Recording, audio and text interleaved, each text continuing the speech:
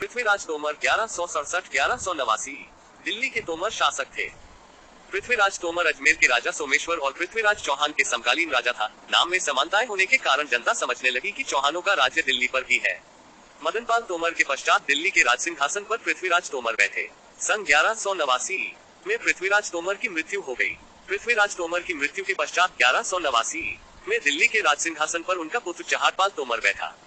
इसका मतलब है कि पृथ्वीराज चौहान कभी भी दिल्ली का राजा नहीं बना। दिल्ली में पृथ्वीराज तोमर का ही राज था, जिससे ये गलतफहमी पैदा हुई। अबुल फजल द्वारा दी गई वंशावली के अनुसार पृथ्वीराज तोमर का राज्य 1189 तक रहा और उसने 22 वर्ष 2 माह 16 दिन तक शासन किया। पृथ्वीराज तोमर की मुद्राएं प्राप्त होती है, जिनके एक ओर भाले सहित अश्वारोही के साथ पृथ्वीराज देव और दूसरी तरफ नंदी के ऊपर असावरी सामंता देव लिखा प्राप्त होता है।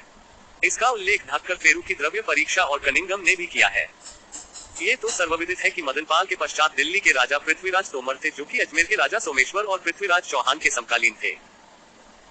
पृथ्वीभट्ट की मृत्यु के बाद सोमेश्वर शाकंभरी का राजा बना और उसकी मृत्यु के बाद अबुल फजल के अनुसार दिल्ली के राजा पृथ्वीराज तोमर का भांजा नागार्जुन कुछ समय के लिए शाकंभरी के राज सिंहासन बैठा था। इसलिए 1177 में पृथ्वीराज चौहान और नागार्जुन के बीच संघर्ष हुआ।